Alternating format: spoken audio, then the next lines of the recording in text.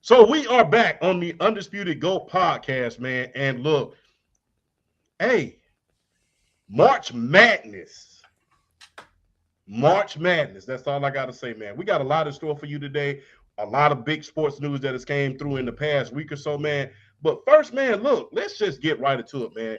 We got the co-owners and the co-host of the Undisputed GOAT podcast, my main man, Flash. Welcome back, man. We missed you last week. And my main man, BRF, the gentleman of Georgia and the personification of greatness himself, Flash 22. How y'all doing today, man? I'm doing good. We just had some really messed up weather last week, and we had no internet, no. It was like I can't even explain it. It was like 3 seasons in one day, and it was like rain, then ice, then sleet, then snow, then it all froze, and then it snowed like 30 inches. So it was just we had no internet, no. It was a day. So. That's Wisconsin for you, though. So, but other than that, doing great, doing all right. It's been busy. My daughter made I don't know if you call it elite or whatever, but a really awesome hockey program here in Wisconsin as a goalie, as a starting goalie. So that's pretty cool. I thought my hockey stuff was done for a little while, but nope, got another couple months of it. So, but I'm really proud of her. So that's really cool, and just doing my thing. Yes, indeed. And congratulations to Willow for doing that. That is hell of a job. Thank you. I don't have the physical. Hey, man, I play football, but hockey, that is a whole nother ball game right there, man. Hockey, test the wheel.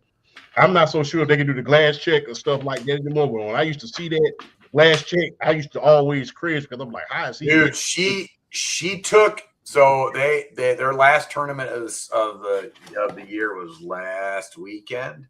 This past weekend, and they ended up playing a boys team, and she got like checked into the boards by like 2 boys. Now she's 8, mind you. Yeah. So it's not like she's 15, 16. She got like she was against the boards with the puck, and 2 of them just came boom like this, and I'm like. Yeah, and my daughter is like really nice. Like she's like she needs to be a little bit more like she needs just to be a little bit more aggressive. And so I was like, oh God, but she took it like a champ.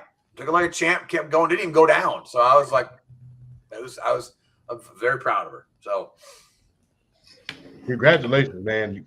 Hey man, we got the girl dads on the air right about now. Incredible fathers on the air, man. That's how come you need guys like that around you. And BRF, also a girl dad. How you doing, brother? Man, I'm doing pretty good. Today was a very tiring day. I think we had more orders. I think we had for the amount of people we had, that was able to pull orders a day. It was like that many more orders that we actually had to pull to the point where I couldn't even really do a lot of selling later on in the day. I had to help pull some of the orders. It was crazy, but I mean, it doesn't hurt when you go through all that and you're tired and you come home. And you got fried chicken and macaroni and cheese waiting on you. You can't complain to that. That's mama's cooking for you.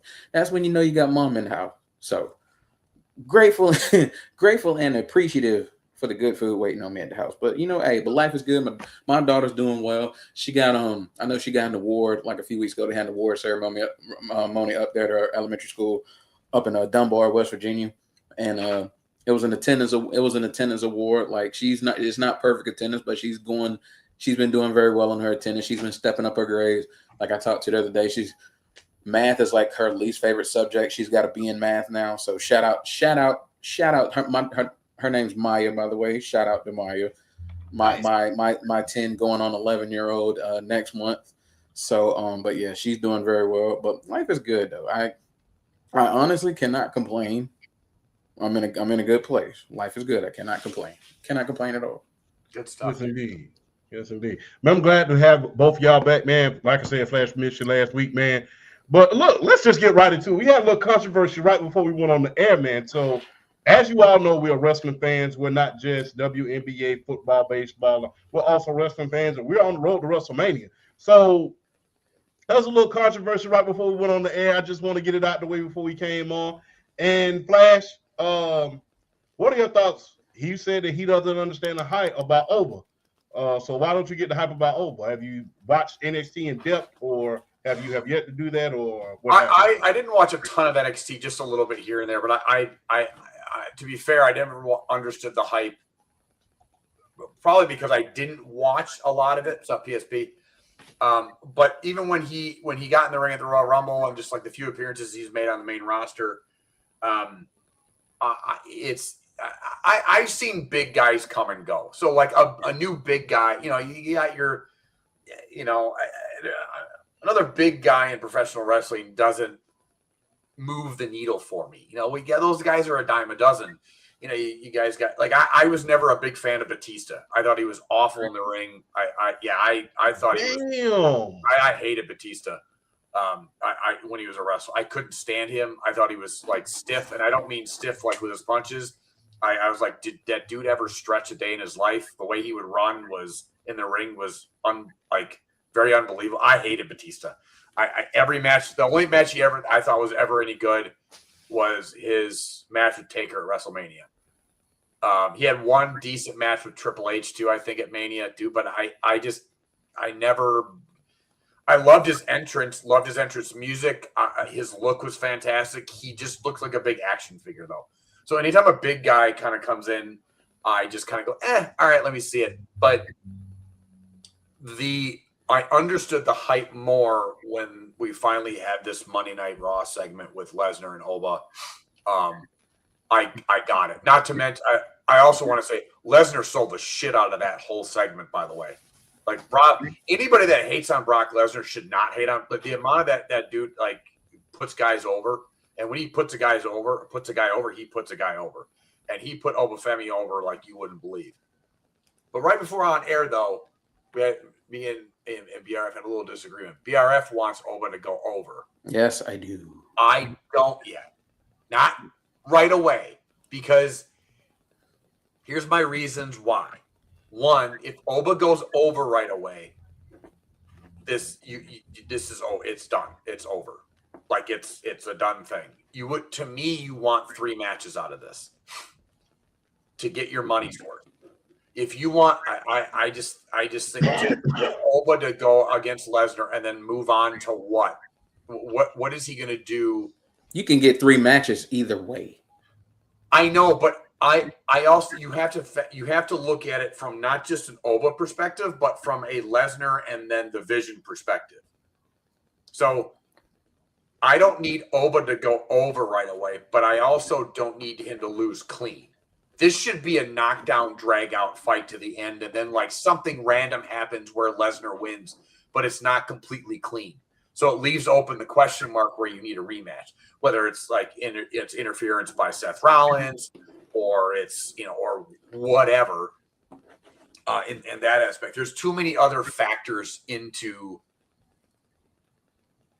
Lesnar and that whole thing where that needs to continue. I just think that. I don't like it when the WWE immediately pushes a guy to the moon. The Ahmed Johnson effect. What? The Ahmed Johnson effect. Yes. Yeah. Ahmed Johnson couldn't talk for shit. There's a difference. No, that's okay. For a mid-90s dude, he wasn't that bad. I know. He wasn't. Yeah. See, that's my. This is where I don't like the Ahmed Johnson comparison, because as big as he was and as popular as he was then, his biggest drawback was always he was absolutely horrid on the microphone. And I knew that would always be his drawback. Obafemi's a beast on the microphone. Yeah, he's way better on the mic. Yeah, I agree. Because in my opinion, I feel like this gonna come off as a bit of a hot take. Yeah. The best big man in the history of the business in terms of the microphone, in my opinion, y'all might think I'm crazy for saying this, for me is Kane. I feel like Kane is the greatest big man talker ever, because of his character work, his mental, his IQ, just the horror aspect of Kane. You would never not believe a word that came out of Kane's mouth.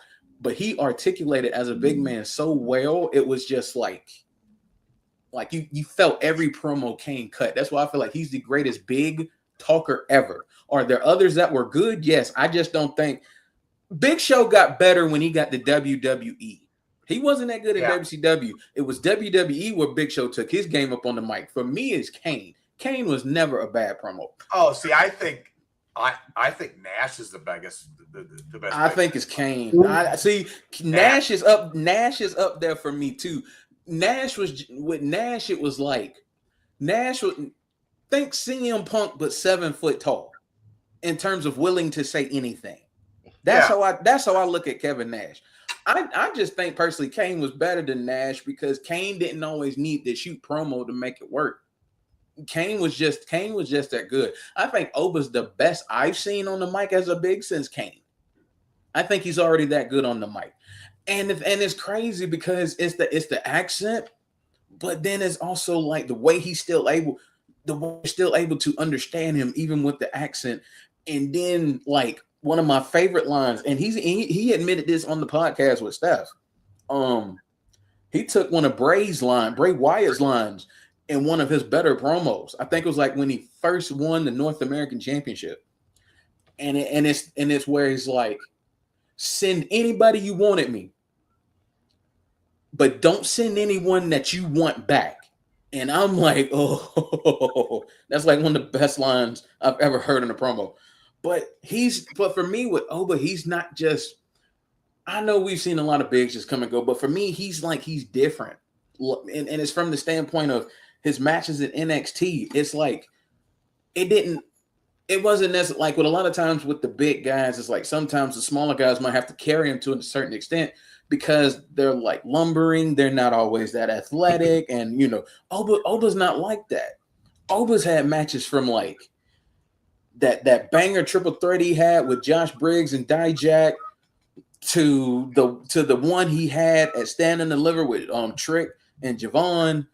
He's had one-on-ones with Wesley. He's had one-on-ones with Javon. He had one with Axiom before Fraxium went to the main roster. Just he can put on matches with anybody of any size, and they're not like they're good. Like he can just put on a really good match with anybody, even at his size being 6'6", 310. The reason why I think I'm cool, the reason why I think I don't, because I look at it like this. I look at it from the standpoint of Brock Lesnar has never been in a position where he's appeared to be, where he's desperate. Like, not even with Taker. Not even with Taker. Not even with Taker. Because you still felt like with Brock and Taker, you felt like ultimately Brock was going to win because even though Taker was Taker, some guys just have that kryptonite. And for Undertaker, it's Brock. With Oba, it's different because it's like Oba just checks every box and matches Brock. Every attribute there is in terms of strength, athleticism, everything. And I think this is for the first time. This is like he's like the next one in line, and Brock hasn't had somebody like that. So you could play this. So you could play this off. Yeah, you can play this off from a standpoint. We've never seen a desperate Brock Lesnar before, and I think you could play this off. You could play this off and get 3 the same way. You can have this a knock him down, drag him out. Brock, like you can have Oba win this, and still be like. Here's the reason why you can't have Oba win it, because at the end of the day, Lesnar's retirement, whether it's at SummerSlam or not, whoever ends his career, it needs to be monumental. And Lesnar has the last couple of years basically been losing. Like I'm gonna tell you right now, the only reason that they did the Cena squash match again, everybody thinks it doesn't make any sense, and the reason why they did it again, it was to make Lesnar like big time again because he's been losing. He's been putting guys over back to Roman, Cody, like ever since like he's kind of been a part-timer, he's been basically putting guys over. So unless this is his retirement, which then, yes, Oba needs to go over. But I don't think it's Lesnar's retirement yet. You know what I'm saying? I'm trying. I get what you're saying, but I still think you can play this in a different aspect. I mean, I get what you're coming from, and I feel where you're coming from. I understand where you're coming from.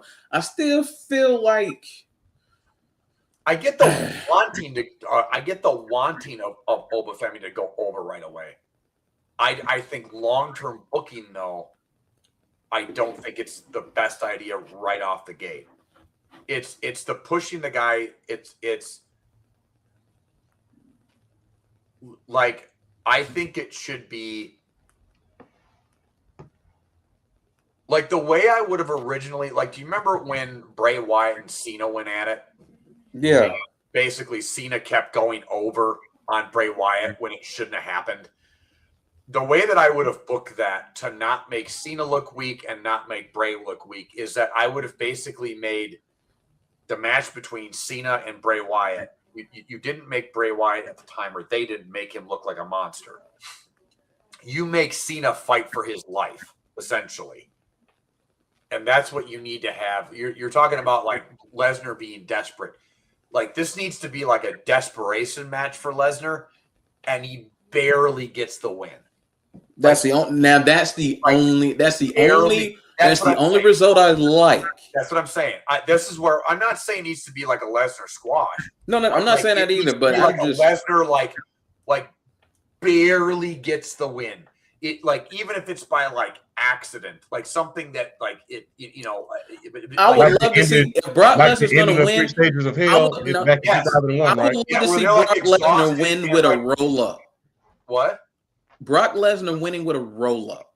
Yeah, or like Lesnar grabs the tights, or he has to, like just something stupid, like where he gets so desperate. Well, both guys get knocked out, like in 3 stages of hell back in 2001. Yeah, and Lesnar falls on him, and he gets the 3. Like it.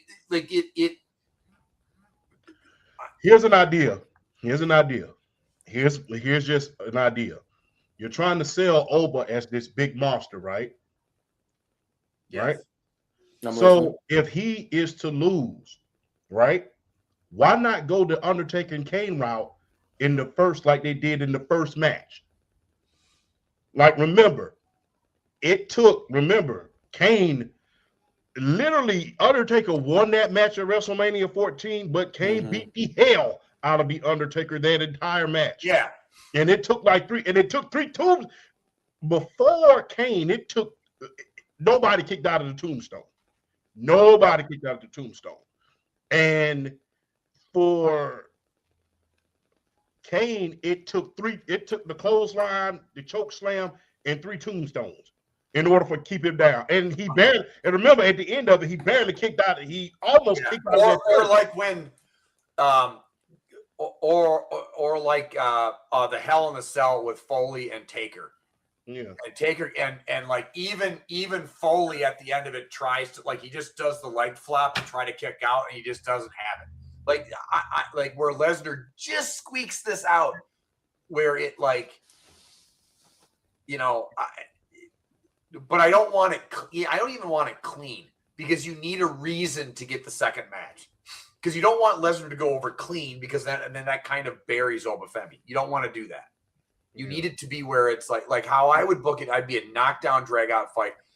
Maybe not a roll up or like a grab the tights, but like Lesnar has to use the bell to knock him out or something. Like cheats in that aspect. Where like it's close all match, but Lesnar's getting desperate because he can't put him away. And then he uses the bell, like some old school shit, and grabs the ring bell and hits him over the head. Like, just something. Because I would love to see WrestleMania, and then what's the next pay-per-view? Backlash? Backlash is next. Backlash, and then you would do what's after that?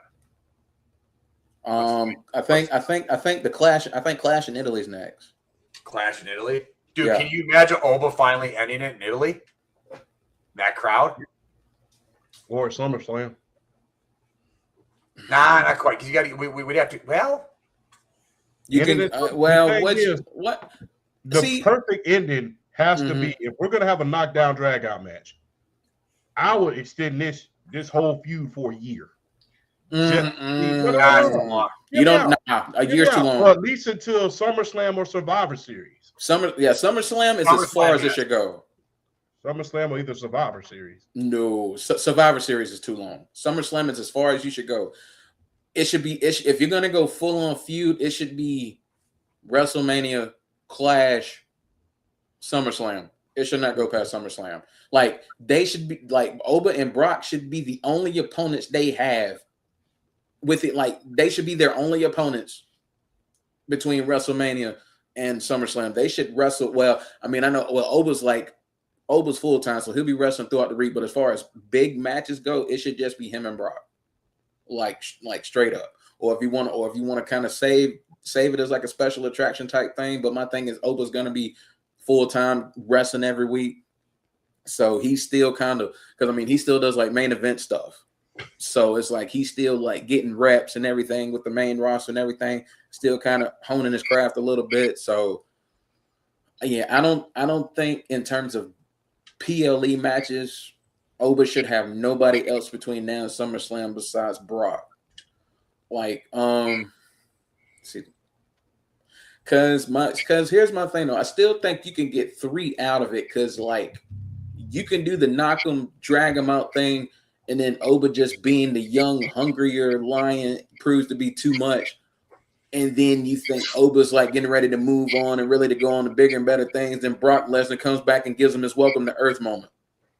Yeah, you could do that if Oba barely goes over. Yeah, like make it like let him go through hell.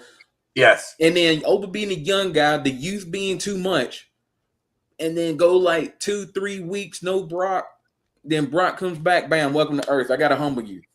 You can do that. So I think you could do a thing where like Oba goes over barely, and then Lesnar attacks him and like in the ring after a match or something like that, and takes him to Suplex City. Yeah, you know, you could do that. Yeah, because Oba hasn't had that main to Earth humbling moment yet, and Brock and we know Brock.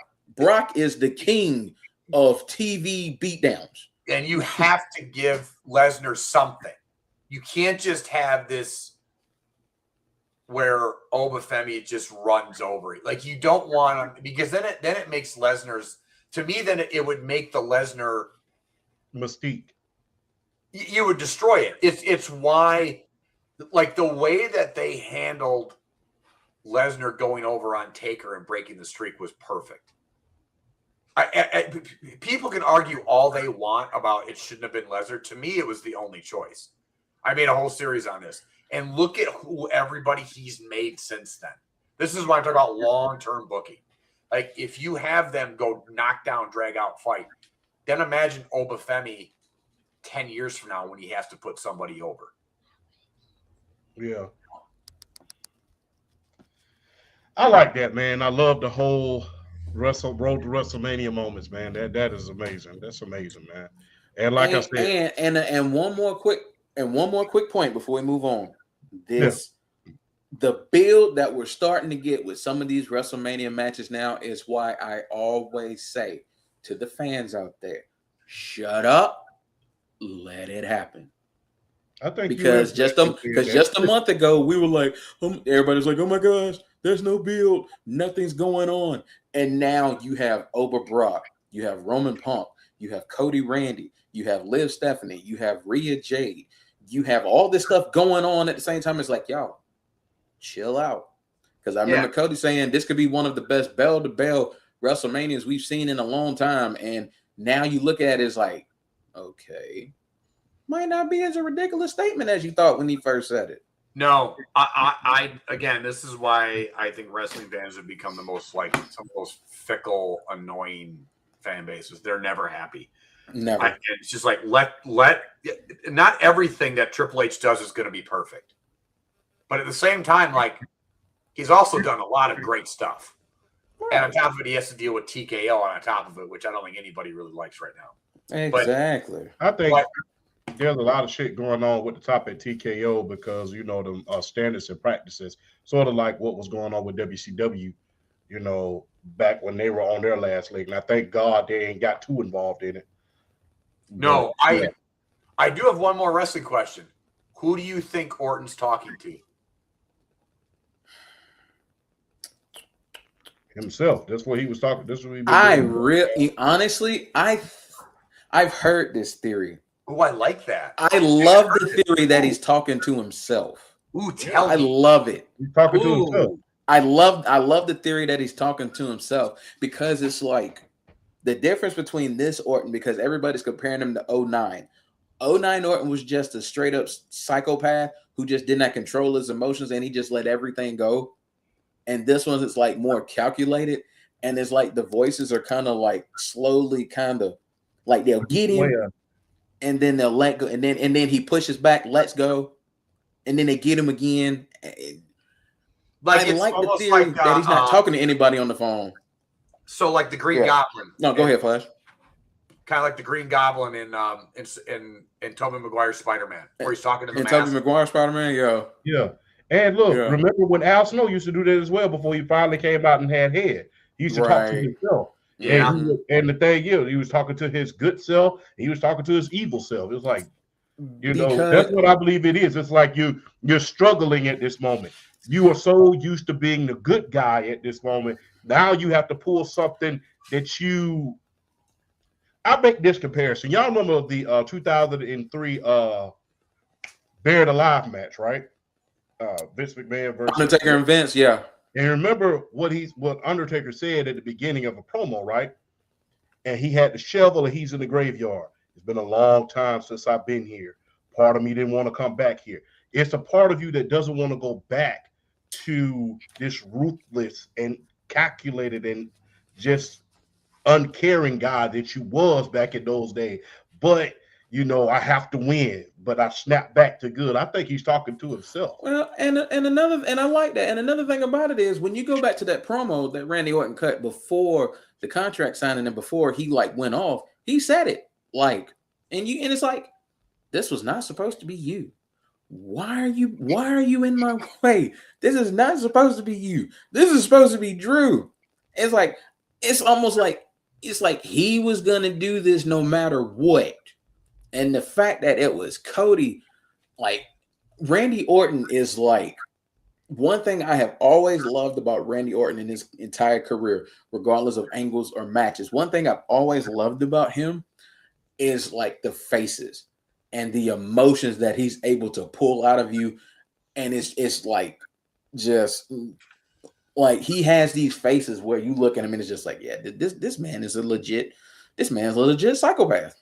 And it's when he was beating up Cody, it's like he would prolong it and he would keep doing it, but you could see it in his face. It's like, I don't want to do this, but I was going to do this no matter who won the WWE championship. It just so happens that it's you, and I don't want to do this to you. But at this point, I want 15. So I don't care what I got to do now. I got to do it. And you could just see the kind of the regretfulness of him doing it. But I think as the time progresses, it's I don't think he's ever going to go fully back to that, but it's going to be you could just I like the theory that he's talking to himself on the phone. He's going to be wrestling with it. And because I really don't think having another person in this angle right now, what is having another person in this angle going to do? I mean, I don't think it's going to do as much as per se for the story as it's Randy Orton and there's nobody else on the other line. He's just talking to himself.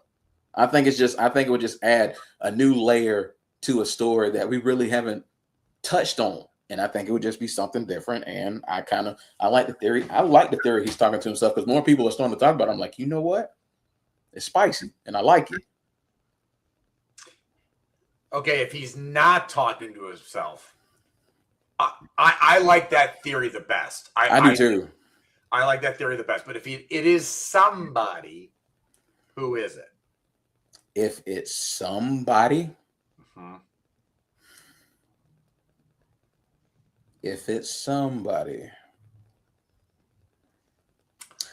and I've seen that it's his dad. I don't think it's his dad. At this point, I don't care about The Rock at this point. No. Kevin Owens would be so awesome.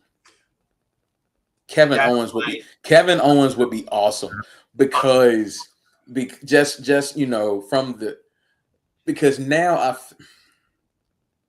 I still think we're at least a year or two away from Cody making a heel turn, but little seeds. You can start planting little seeds. And then I think you could start that the best with KO, because with KO, and then he was just show up on TV and he let him wear one of those shirts, like have a shirt saying I was right the whole time. Just kind of like dig in and man, I think if it's anybody, I would want it to be Kevin Owens. Okay. I don't think everybody wants the Cody heel turn. I don't think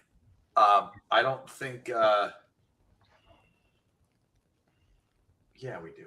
We should look in the fridge. Sorry. I think Cody will forever be the Cena. I think any guy that they're going to put at that spot in the company where he's the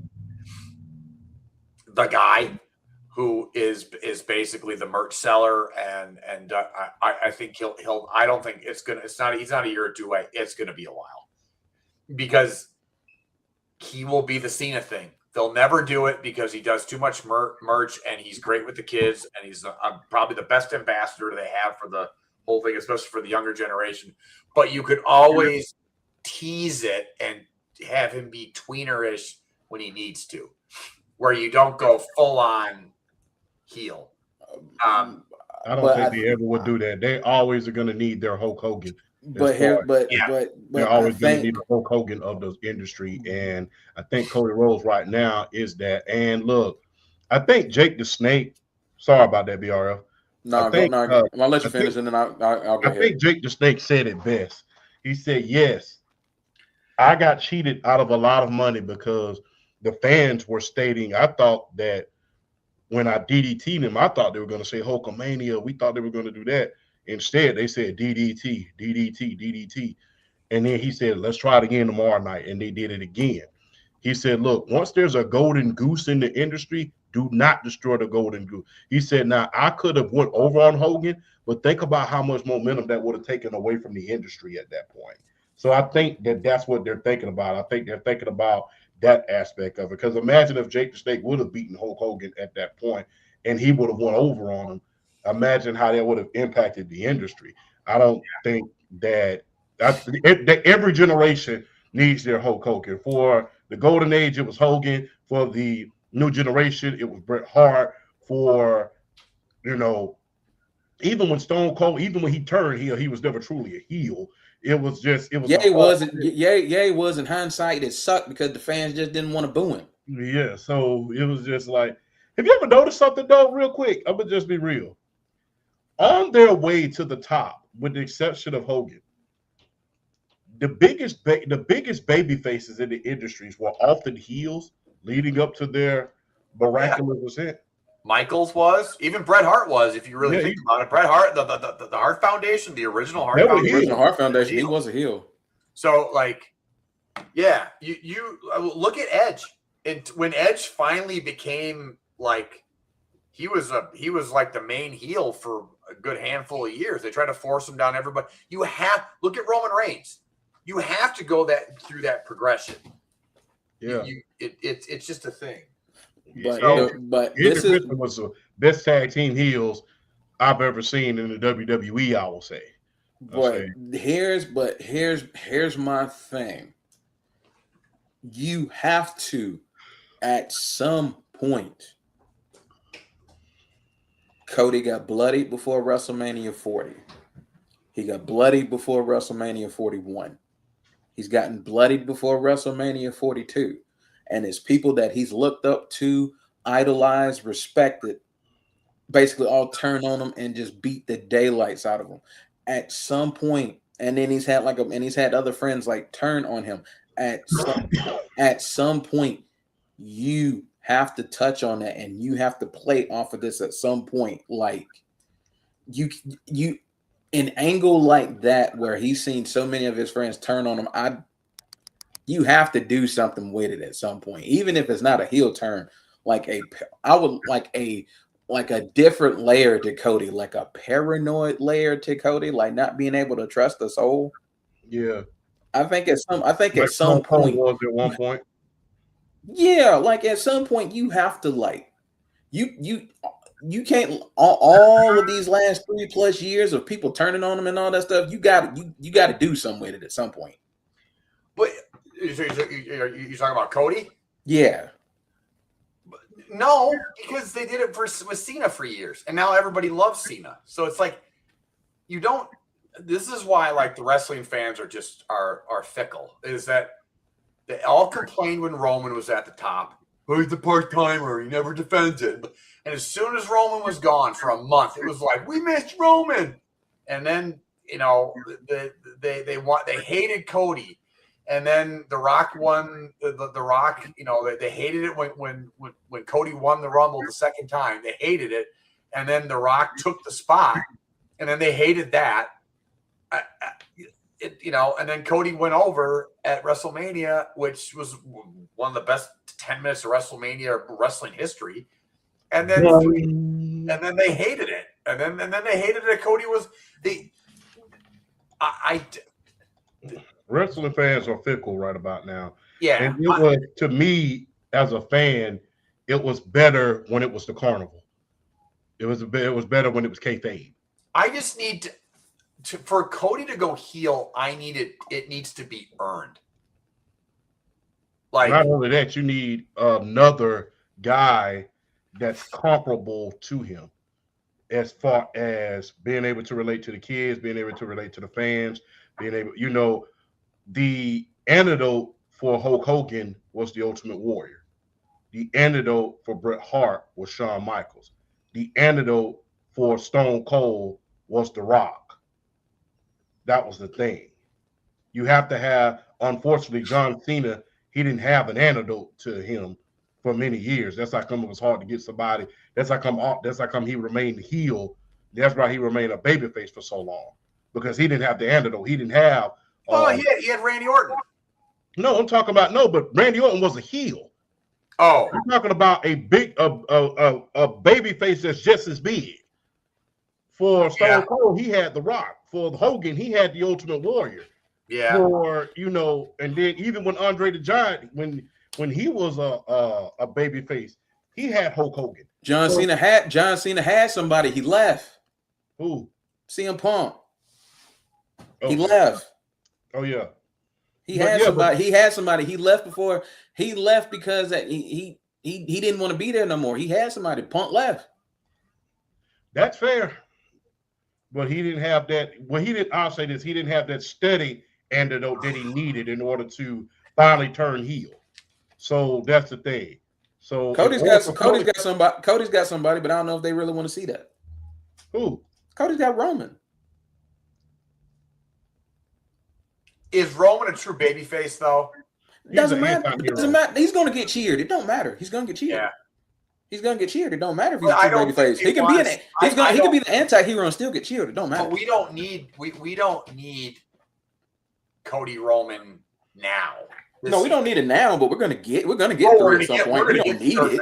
Yeah, we don't need it now. I agree, but I mean, you got 3 out of Stone Cold and The Rock. We got to get 3 out of these 2. Oh, you always have to have 3. Like you have to, and to me, what better way to do it? To me, you go after the world title instead of like with Cody and Roman, because you can tie it back to the old NWA and Dusty and everything else. So like that way you can tie all the family history exactly with it. So like we will get Cody Roman probably at next year's WrestleMania, I'm guessing, or at like SummerSlam maybe.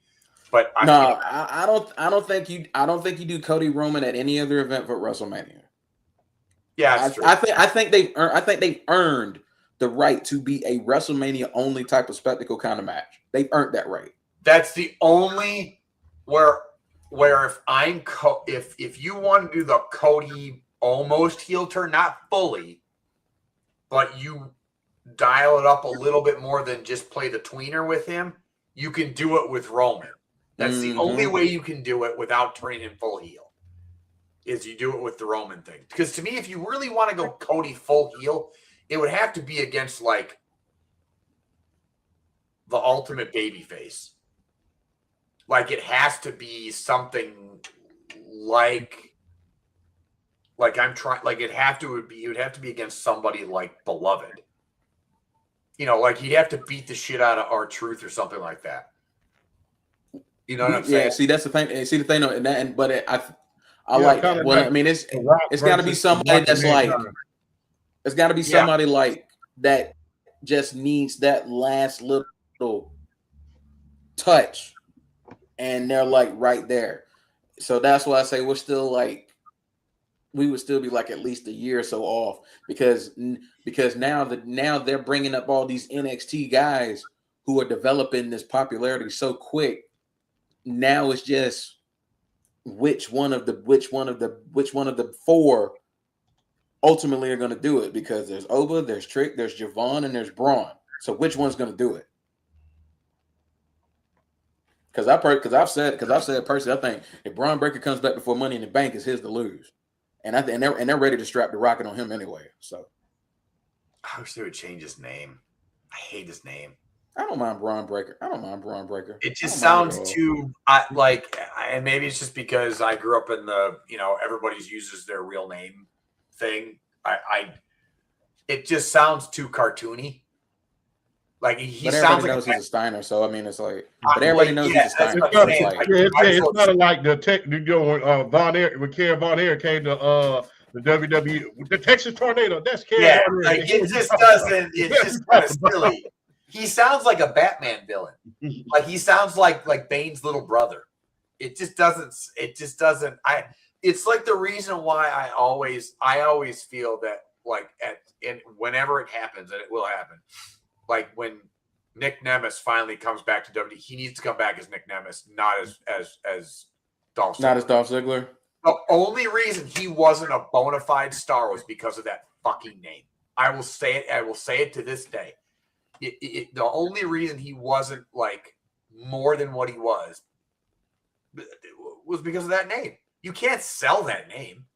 How do you sell that name? You can't.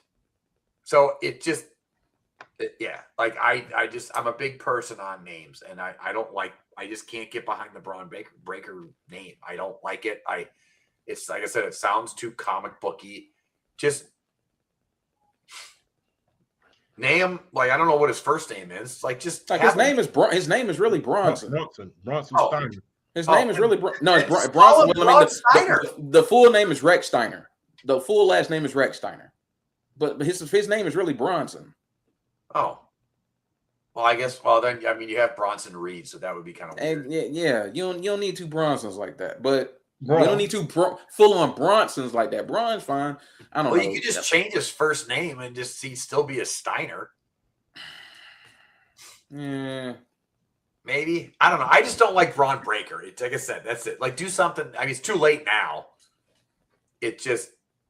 Well, my thing is at this point, at this point, the only name you're really going to change it to is Steiner, and he doesn't need to be Steiner. No. I will say this, though. Looking forward to it about like 3 to 5 years when it's Obafemi versus Braun Breaker at WrestleMania. Ooh. That's gonna be this fabulous foursome of NXT guys with Oba and Braun and Trick and Javon. Oh my gosh! Hey, I don't. All right, I'm gonna get a lot of hate when I say this, and I've watched him enough. I think he's great in the ring. I hate his entrance. Look. I hate Trick's entrance. What that Trick? I don't like them doing the whole like spinning thing now. I don't like that. I don't like the pop that trick or whatever. It just nah. Yeah, whatever they say. I love see whoop that trick. Nah, I love that. I love that. That ain't going nowhere. I know it's crowd participation. I know it's not. I love it. I get it. I personally don't like it. I think he's fantastic in the ring. I do. That part of it, I just don't like. I don't know why. I didn't like Obafemi's entrance at first. I thought it was too hokey. Now I get it. Now I get it. I just get it. Now it's like it takes a little long sometimes, but it's I dig it. Okay. I love it when the fans do like the who. Yeah. I love it. It works. I love it. I didn't like it at first, Ooh, and then I was like, okay, no, I get it. love it. All right. Let me tell you something. WrestleMania, when he comes out, if they have like any moment of time where they can just do that with no music and that stadium is just doing, oh my god. I can't wait for his entrance at WrestleMania. I'm sorry. I just can't. I can't wait. All right. Damn. That was one hell of a wrestling segment, man. That's like I'm about to say it, man. Save it for the air. Wait a minute. Save this for the air. So let's get right into it, man. Look, we've been talking about this the entire time. WNBA collective bargaining agreement signed, sealed, and delivered. The max salary will be $1.4 million. Supermax will be 1.7. So what are y'all thoughts about that, man? But you can go first, Flash. I have to look over the massive details. I think there are some people that have some criticisms of the deal. But I think the best overall thing is that there's not a work stoppage. Mm-hmm. I think right now you have two sides of this argument right now, or I shouldn't say argument. That you have two sides of this coin. You have one side that says these girls deserve more, which they do, but you also say, well, the league doesn't make any money yet, which is also kind of true. So I think if there would have been a work stoppage, I think all the momentum built up by Caitlin and Angel Reese and Sophie Cunningham and Asia Wilson, like over the last couple of years, that momentum stalls. And like I go back to the 1994 baseball or the 94 Major League Baseball strike. I think Major League Baseball is vastly different in the American like pop culture or culture in general. Like I think baseball is on the level of the NFL if that work stoppage doesn't happen because of that what was going on that season. Wait, I gotta ask this question. Yeah.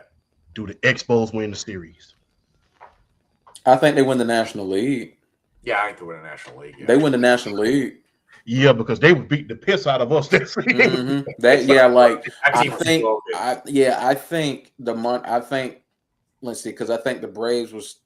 It wasn't. I think the Braves. No, they were because they were in the NL East together that year. I think. Yeah, but they was beating the shit out of us every time. Yeah, I think that Montreal Expos teams win I think it wins the National League. They were just. I think that was one year. That was like a destiny kind of year, and I just think the Montreal Expos would have beat the Braves. I think that was just one of those kind of destiny kind of years. I think the Expos win the National League that year. Yeah, I think so too. My bad, guys. Continue. You're fine. Where was I at? Work stoppage. Oh. I think if you do have any kind of lengthy work stoppage, I think it makes the league look bad. And I think the funny thing is, I think it makes both sides look bad. I think the way that the league handled their end of it, especially the commissioner of the WNBA, like she's a bona fide idiot. Mm-hmm. The way she handled things. Like I'll just say it bluntly. I was going to use a different word, but I'm not going to. The way she handled that, I understand being a tough negotiator and everything, but the way, like you are not the one thing you are not going to do is you are not going to be the baby face in a situation going against Caitlin Clark and Asia Wilson. Mm-mm. There is no universe where you can. That's the one thing that the players, regardless of whether they were making money or not. Caitlin Clark and Asia Wilson are the baby faces in this situation. Mm-hmm. If you are going against them, you are automatically the heel. Sorry, just reality. Everybody loves Caitlin Clark and everybody loves Asia Wilson. It's just so. I also think though there were certain girls. I think Angel Reese did some damage for the girl's case. I don't think she was as well spoken as she needed to be on the topic. I think she just said stuff and it didn't come across well. I think Asia and Caitlin and other girls came across a little bit better. They were more well spoken about the situation than just kind of. So I think if there's a work stoppage, the momentum that the league has garnered goes away. Do I think it's the best deal that they could have gotten? No. But I think it's the best deal they were going to get at this time. If you really, really look at the collective bargaining agreement right now, I have it pulled up. There's a lot of great things that they got as far as collective was concerned. Now, like I stated before, the salary cap is at $7 million. It is up from $1.5 million. The average revenue share across the deal is nearly 20%. The Supermax is starting at 1.4, and the average salary is the range of 600,000 and 300,000. That's a massive jump, by the way. And all the players that are making below $500,000 still get team housing. They still get team housing up into the year 2029. And they have the another big milestone that they have was the right to consent. As far as, no, I'm not talking about that to the audience out there. The right to consent would be a pregnant player would have to give you permission in order to pursue a trade. Because remember, they had that controversy back a few years back with the Las Vegas Aces with Becky Hammond and Derek Handy, because they traded her when she got pregnant, and it was a big ass controversy, and she sued the hell out of the Las Vegas Aces. Now, eventually, both of the lawsuits were dropped, but there was a big old controversy about it. So I think that protection was put in there. Not to mention, there's a lot of health care benefits, a lot of team housing, a lot of things of that nature. But I think the revenue share was one of the biggest things. And I have to be honest with you, I think that the veteran players wanted those Supermax salaries and that revenue share. Oh, yeah. And before I forget, there's a one-time payment for all retired players. And it starts at $100,000 if you played for more than 10 years. So people like Diana Taurasi, Maya Moore, people who played for 10 years plus who didn't get a piece of this deal, as far as getting a new contract was concerned, they get a $100,000 one-time payout. Yeah, like they got a lot of good stuff. Now, I really believe that this is a good collective bargaining agreement. I can't wait to see the product. I'm going to take myself up to see the Atlanta Dream this year, depending on how. I think everybody's on the contract this year. It's going to be interesting to see what happens next year. But it's going to be very, very interesting this year, man.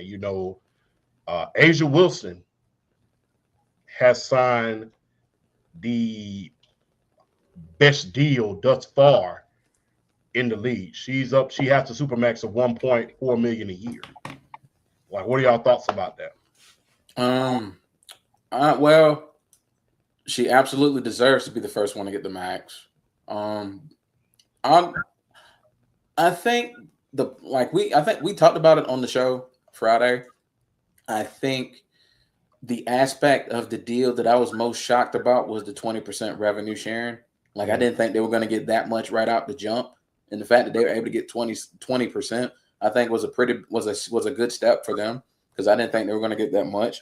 But ultimately, just like the housing and the added benefits and just everything that that's going to come along with as far as like being a player in this league, I think. Yeah, honestly, even though this was probably the best deal that they were probably going to get, this was a really good deal. And I think it was a really good deal. And I think it kind of just sets the bar in motion down the line when this CBA expires, to hopefully be able, because what you want to see now you want to see more growth with the league. Now you want to see them really just putting out a profit year in and year out, to where down the line when this CBA expires, now you can really negotiate, and now you can really get some stuff, because if you can put facts on the board that the league has been growing steadily ever since, now what leverage now what leverage does the league have against the players to say, no, you don't deserve this, you don't deserve this, when you can literally show, hey, we've grown every year since we agreed to this new CBA. What leverage do you have to say what we don't deserve when we're practically putting the product out there and people are coming to the games, people are watching the games on TV? You don't have a leg to stand on. So I think that's what I want to see with the league in the next, number of years leading up to this one expiring. So hopefully, because I mean, there's really not a lot I can add to it, because I mean, you pretty much kind of like laid everything out there and you explained it so good. So I think with me, like I said, now I just want to see. Now I want to see growth, the growth of the league. You got this agreed to. We don't have to worry about a work stoppage. You're gonna play basketball. Now it's time. Now this is like on the players to kind of put your money where your mouth is. You wanted this. You got more perks. Now let's do it. Let's go. Now let's put the product out there. Let's grow the product, and then hope. And like I said, when this CBA expires and they're getting ready to negotiate the new one, now the players hold all the cards to be able to not necessarily get whatever they want, but be able to kind of demand a little more and be justified in getting it. Yeah. And when your terms of growth, there is the expansion draft that's coming up with the Portland Fire and the Toronto Tempo. And that's going to be a very important. That's going to be a very important aspect, because we know how expansion drafts work. Because I mean, you explain it like each team's only going to be able to protect 8 players. Yeah. So and now you got 100 free agents. Exactly. 100. So now we're going to get to see how the expansion teams build their rosters, and can the league continue this upward trend now with the expansion teams, maybe not being able to kind of like field like, high quality teams, but be able to put a good product out on the floor in Toronto and Portland. So you want to see what the expansion teams are going to be able to do as far as like being able to produce a product and be able to bring money to the league. Because if those teams can come in and add something to the league, then hey, I mean, then you never know at that point if the expansion teams could come out and do something too. Then you really got something. Like the Valkyrie did their first year, they made the playoffs. Go to state for setting attendance workers. Yeah, they was high. They was doing more numbers than the Indiana Fever this year. They were high. So I think plus Veronica Burton. I think the biggest thing now is, how I said we were talking last year. I was talking last year about how they need their basketball moment. Now they need their basketball moment. One, they need Caitlin Clark to stay healthy. Yeah, they do. They need their stars to stay healthy, and that's the big thing. We need a full season out of Caitlin Clark, and we need a basketball moment. We need like a amazing like a semifinal, best of 5 or whatever, best of 5, best of 7 or whatever it is. Or a finals that is something, to be that really takes it to another level. Like that's the thing that now we have all the CBA stuff out of the way. Like to BRF's point, now let's make the product better. Yeah. And I think if Caitlin could have got, hey, look, I'm gonna just be real. Had Caitlin been healthy last year, look out for the Indiana Fever, because they almost beat the Aces last year. They almost got them. They almost beat them without her. They almost beat them without her, with 8 players on injured reserve. So, yeah, I'm expecting a fully healthy Fever team to honestly be like top 4 in the league. Yeah, and especially now that they gotten the cornerstones of the team. Now, look. As they all say, with great power comes great responsibility. Now, Caitlin, her contract is not up until 2 more years. So in between that time, you have to sign both Aaliyah Boston and Kelsey Mitchell. Who do you sign to a 1-year deal at this point when Caitlin's up for her contract? Because you can't keep all 3 of them. You can't keep 3 max players under contract, 3 super max players under contract. I think if I'm the Fever, I Are think they all Supermax players? No, you can't have 3 Supermax players on the No, but team. I'm saying, are they all worthy of the Supermax deal? I think Aaliyah Boston and Kelsey Mitchell are. I think they're worth Supermax. They're worth Supermax deals. They're that good already. Yeah. Hey, both of them made all WNBA just last year, first team. So yeah, but to me, like this is the thing I think the NBA got themselves into trouble with. Just because I think Supermax should be like Giannis, Luka, LeBron level guy. Aaliyah Boston. You can't just be like doling out Supermaxes like they're cotton candy. You know what I'm saying? Aaliyah Boston and Kelsey Mitchell are number ones on every team in the league. Just about. Yeah. Yeah. Well, if they're just about, then they're not a Supermax player. You either are the guy or you aren't. That's fair enough.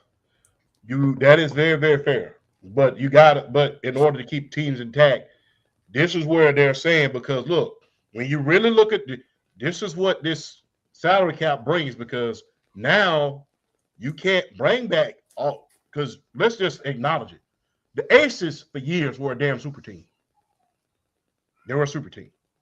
Last year, up until that's how come when I said, damn, it's time for Asia to leave, I was like, I remember when Flash said, no, just wait. And they end up going on a run like no other. That second half of the season, they beat the hell out of everybody. So it's going to make it very, very hard for you to have a big four on your team. It's going to make it very, very difficult. It's going to make it very, very difficult. Because if you really look at it, you had Kelsey Gray, you had Asia Wilson, and remember, Kelsey Gray, she's the MVP of Unrivaled. So then, so part of the CBA is a salary cap? Yes, a larger salary cap for $7 million. But the thing is, you're not going to be, if you got 3 all NBA players on that's the thing.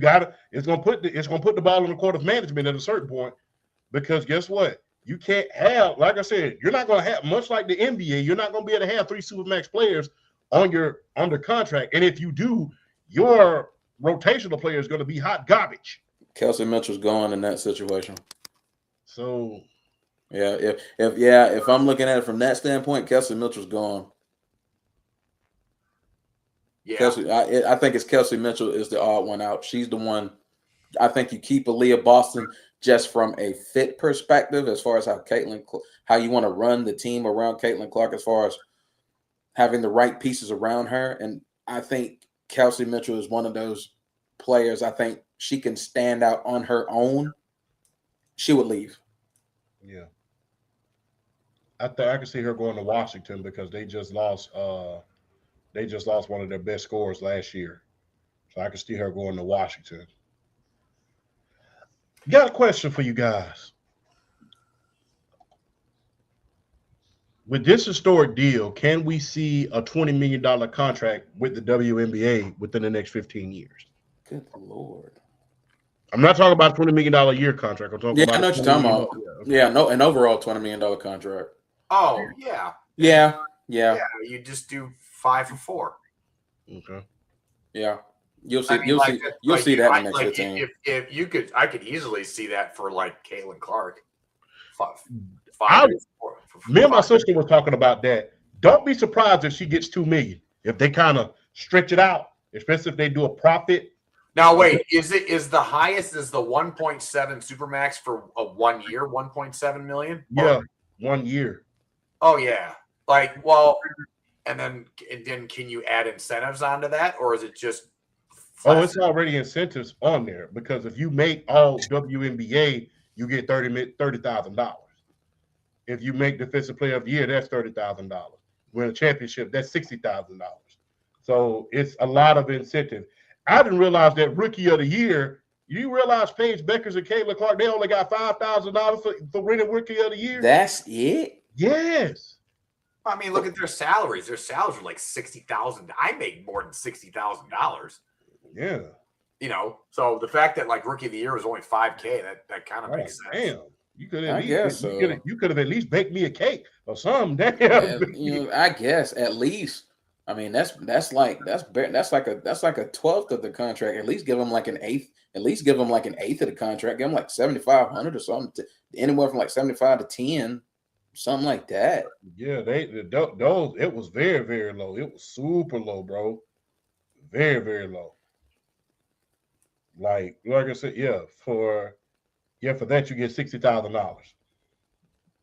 But I can definitely see that happen with Caitlin Clark's second contract, especially more likely when she winds up winning a championship, because that's going to throw the league into the stratosphere, especially if the Chicago Sky can get their shit together and build a team around Angel, which Chicago do something. Damn. It should not be that hard to build a team around Angel Reese. I think Angel Reese gets traded anyways. I mean, if the Chicago Sky don't get better, you're going to have to at some point. But you're going to have to. And her contract is for 2 years. Yeah, it should not be that hard to build a team around Angel Reese. It really. Well, I mean, Dejanay Carrington, she is a free agent this year. You have a lot of shooters that are free agents this year. Courtney Williams is a free agent this year. You have a lot of shooters that are free agents this year, and you have a lot of shooters that's coming into the league. Now, I'm not sure. I would love to see them reunite, but I'm not so sure if they can squash their beef. But I would love to see her and Flage reunite.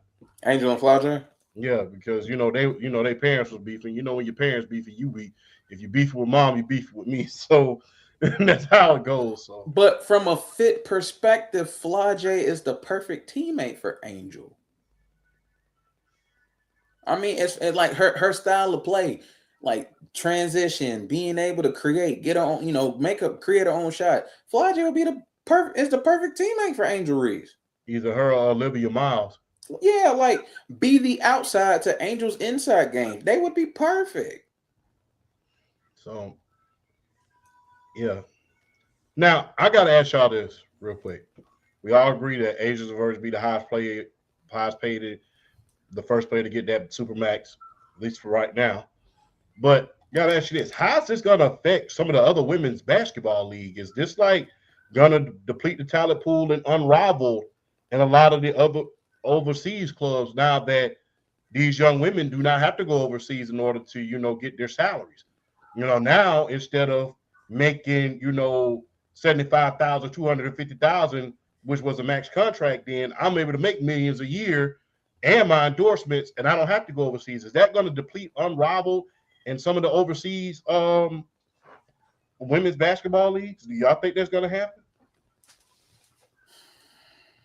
I don't know about deplete. I just think I just with the expansion. I mean, yeah, I don't know if it'll deplete it. It'll just give them more opportunities. Okay. I personally think it might hurt the overseas leagues more than unrivaled, as opposed to from the standpoint of not having to travel all out that far just to get a decent contract. And besides, I talked about this on the show. I would love to see unrivaled be used more as a developmental kind of league anyway.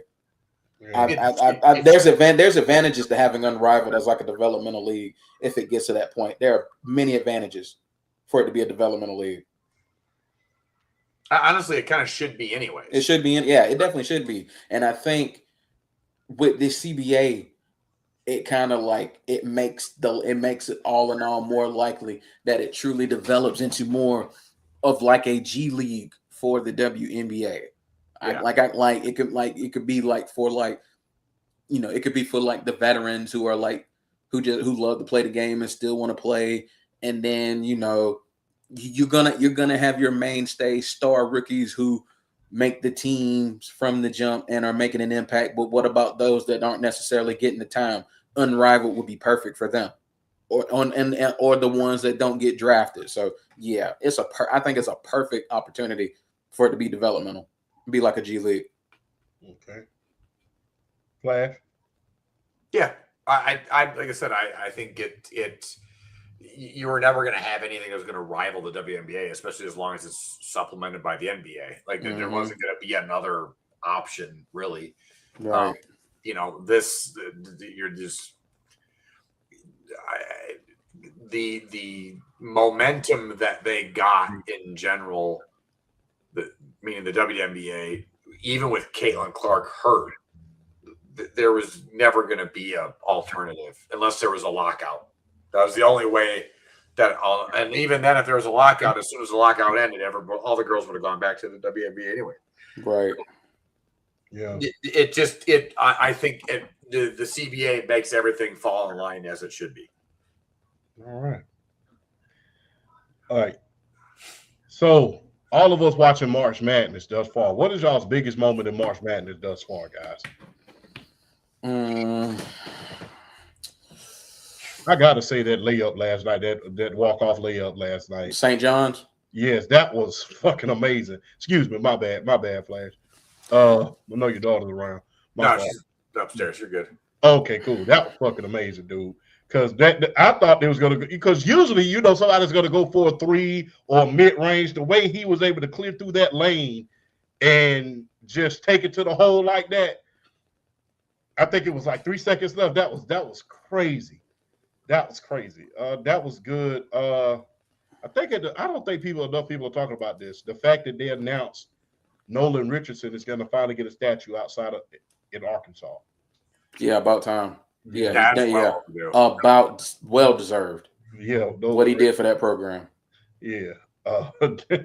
I never forget the press conference that he did. Me and my father was laughing our behinds off at that press conference that he did when he got right before he got fired. That was the funniest press conference that I've ever seen in my life. I ain't never seen a crash out like that before. Well, other than John Chaney and John Calipari, that was a huge crash out. But big ups to Nolan Richardson for them building him a statue. They should have been did that. 40 Minutes of Hell was epic, but I have to say the biggest moment in March Madness was that, and North Carolina going out in the first round again. Oh man, yeah. You got to ask yourself, are they going to move off of Hubert at this point, Coach Davis at this point? I don't think they fire him yet, but I think next year is make or break for him. Yeah, he's definitely on that hot seat, and I mean, that fire is scalding hot right now. So yeah, he's definitely under the hot seat. But I really feel like those two moments are great. I must say, man, this has been a very, very exciting March Madness. It has been a good tournament. And another one on the women's side, South Carolina out there beating the piss out of people by 50 points every game. I was like, damn. Like, they beat Southern. I'm like, Southern came off of that huge upset. I'm like, okay, this is going to be a game this time. South Carolina said, nope. And it's going to get even uglier next week because, you got the battle of the USCs coming up. They're going to say, who is the real USC? South Carolina or USC themselves. So it's going to be interesting to see what happens this coming Friday when USC faces off against South Carolina, because I can't wait to see that too, by the way. I can't wait to see that, especially with Jazzy Davison. So, they're playing right now, and South Carolina's beating the shit out of them by 50 points. Damn. I told you, South Carolina, boy, they built different, bro. Don Staley, man, she got them girls. They built different, bro. That's why I picked them. Jazzy Davison is 3 for 13. That's why I picked South Carolina, boy. They built different. Would it have been a different story in this game if Juju was playing? I don't think so. I think South Carolina's just that. They're just that God tier of a team. I don't think Juju Watkins make that much of a difference. South Carolina's just like that. Damn. They're just like that. Peep this. Their bench has scored 15 points. they are beating. Like I said, they held Jazzy Davis, and she is the next big thing. I can't wait to see her and Juju together. Mm. But her, Jazzy Davis, and they have held her for 3 of 13. The average look, she's the only player right now on USC in double figures. That is how you win in. I mean, it's pretty much how you win in March, regardless of whether it's the men's or the women's side. It's being able is offensive and defensive efficiency. It's how you win in March. Yeah. So I gotta ask y'all this. We're gonna go back to that question. The biggest moment in March back. So who's the final boss on the women's side? South Carolina or UConn? It's South Carolina right now. It's South Carolina. They've earned the right to be called the final boss. It's South Carolina. All right. Well, you agree with that, Flash? Oh yeah. Okay. All right. Let's go back to the biggest moment of March Madness thus far. Biggest moment, BR. Which game? It was the back-to-back threes that sent it to overtime. Which game was that? I know which game you're talking about. It was Kentucky and somebody else. Yes. It was Kentucky and crap, who was it? But I know the one team hit the three to give them the lead, and then Kentucky hits the heave on the other side to tie it back up and send it into overtime. I was just like, bro. It's like that was insane. What else? St. John's beating Kansas. That layup, that was fire. What else was there? I like seeing the double-digit seeded teams winning. I'm always a sucker for that. High Point winning, Texas winning. I'm a sucker for the double-digit seeds winning. I know. Shout out to Kieran. He's kind of like, he says Texas is a Cinderella. I personally don't think they're Cinderella, but I mean, I'm not going to argue if you think they're a Cinderella team. I just look.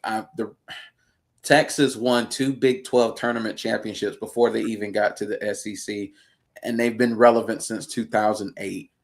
I just think this is one of those years where the talent on Texas just underachieved, and it kind of bit them in the butt, and now that talent's showing up. So, for me, a Cinderella is like a VCU or a High Point or George Mason a few years ago, or Florida Gulf Coast, like a team like that who you just absolutely have no idea, and just comes out of nowhere and just shocks the world.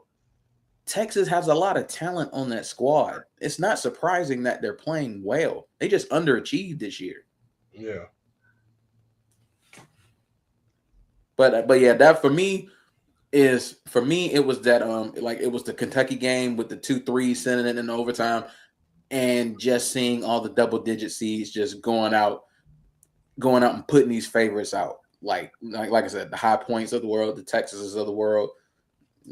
Hey, I'm a sucker. I'm a sucker for upsets. I've always have been. Yes, indeed. Flash.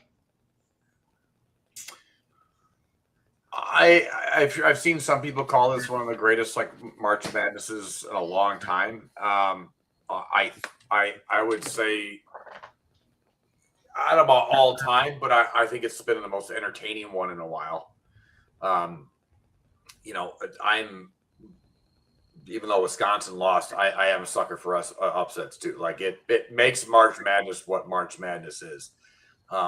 We had that close one we had that close game where the ball fucking rimmed out right at the end. What game was that? But there's just been a ton of just great close games, and that's what you want. You don't want you had a couple 16 seeds almost win. Or you just even if it's just a tease, you still get it. So I'm all. I think it's been good. I think it's been good. Yeah, the fact that Sienna almost beat Duke and Duke starting to rev up is like. Yeah. You know what was a big moment for me? one of the big moments for me personally was when 5 HBCUs made the big dance. Mm. That was one of the big moments for myself. And although it did not last very, very long, the fact that they were able to get out of one of them was able to get out of the first round, that was nothing short of amazing. That was amazing for me personally. Uh, Alabama, they're doing damn good. And hold on, let me go back a little bit.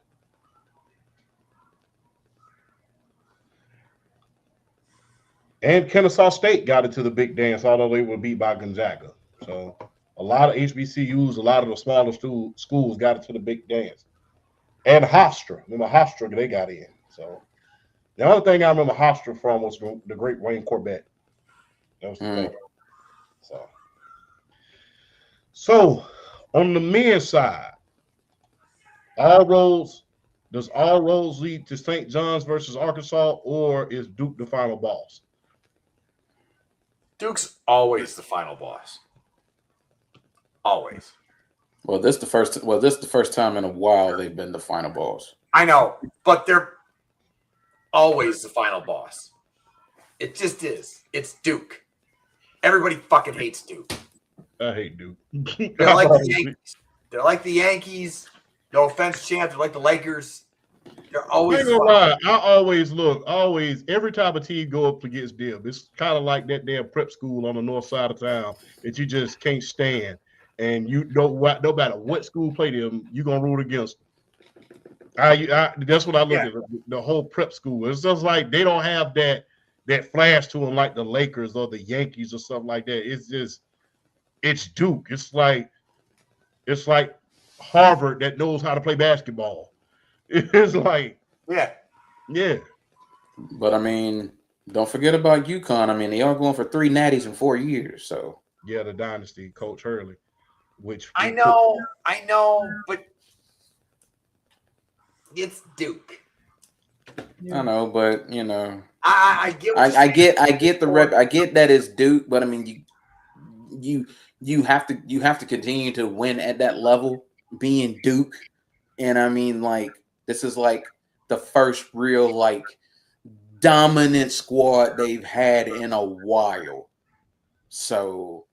Yeah. As much as we want to call, I understand why people would say Duke's the final boss. I'm looking at that UConn squad like, hey, y'all need to be trying to stop that dynasty. So, because I feel like,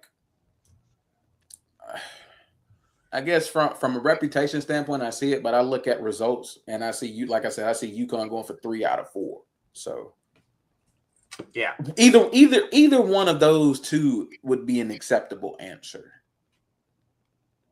Okay. I'm down with that. And maybe it's my nostalgia child. It's just Duke is just that. It's just that. I feel you. I feel you.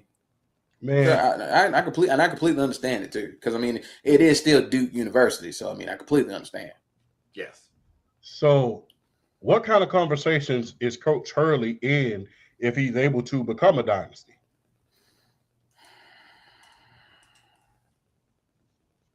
Because thus far, nobody's won back to back in a long time, very, very long time. So, no. Actually, no one's won 3 and 4 years in a very, very long time. Yeah. No one's had that big time dynasty in college basketball in a very, very long time. So, and his record is 15-5 in a Division I tournament. So, where does that leave him if he is able to complete the story? Where does that put him? Is he past? Is he up there in the upper echelon? With guys like, John Wooden is in a class all by himself. Let's just get that out. Yeah, I'm about to say there's only one of him. Yeah, John Wooden is the class all by himself. But does that put him up there with Coach Petito? Does it put him up there with, the Jim Boeheim, some of the all-time greats in the Big East? Where does that put him at this point? The Patinos, the Boeheims, the Caliparis, that tier, Dan Hurley's already there. If he gets 3 out of 4, because you also have to look at the time he's doing it in. with these players and how they can jump in a heartbeat. And if he gets 3 out of 4, he's already in that tier. All right. Yeah. I think that will put. That's pretty quick too. Like to be able to Yeah, that's fast. But the fact that he would have just come into the league, because I think because UConn is like his first head coaching job, right? No, it's not his first head coaching job. It was he had another head coaching job. Okay, so his first major one. His first major one. His first major one. So okay. So even still though, to do this at your first major position, to have a shot at 3 out of 4, I think he's already in that. He's not in the, because I think like there's like a wooden. There's like a wooden. There's Wooden, and then there's like a Dean Smith, Krzyzewski, Roy Williams tier. Yeah.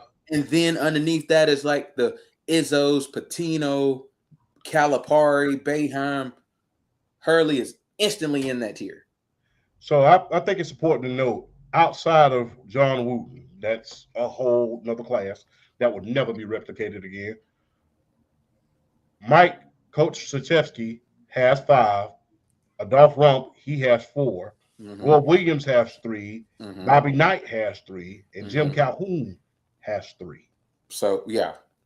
So, I don't think Hurley's in that class yet because he's got to do it longer.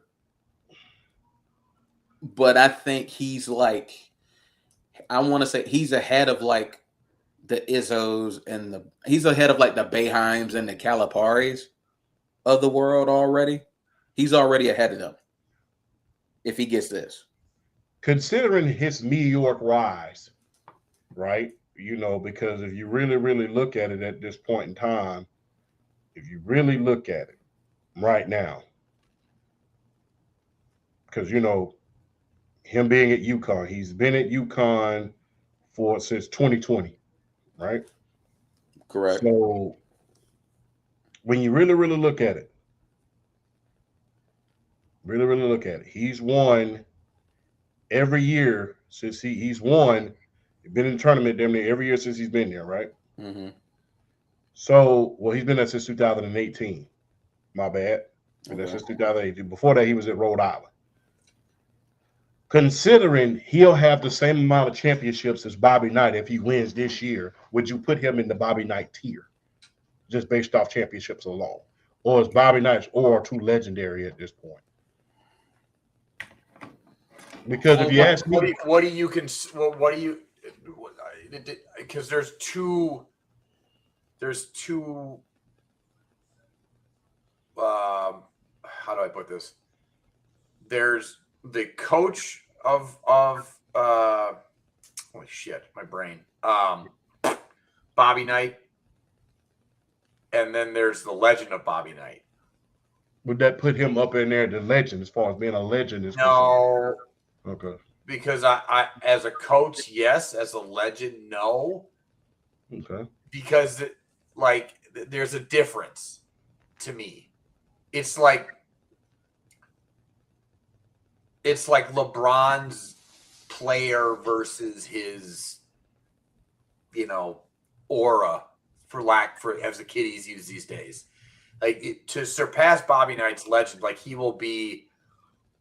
I mean, he's on the Mount Rushmore of coaches, right? Yeah, Bobby Knight's on Mount Rushmore. Yeah. Yeah, you'd have to surpass his legendary personality and everything else to replace him on the Mount Rushmore. Okay. Question. Question. Who is on y'all's Mount Rushmore of college basketball men's head coaches? Coach. Well, Wooden. Damn. He's alive. That's Mount Rushmore. He's Mount Olympus. So we're gonna take him and throw him in Mount Olympus. No, don't do that. Don't do that. I mean, I understand where you come from. Don't do that. Okay. So I think he's Mount Rushmore a lot. So you need 3 more. I think it's Wooden, Coach K. Okay. Okay. Bobby Knight, and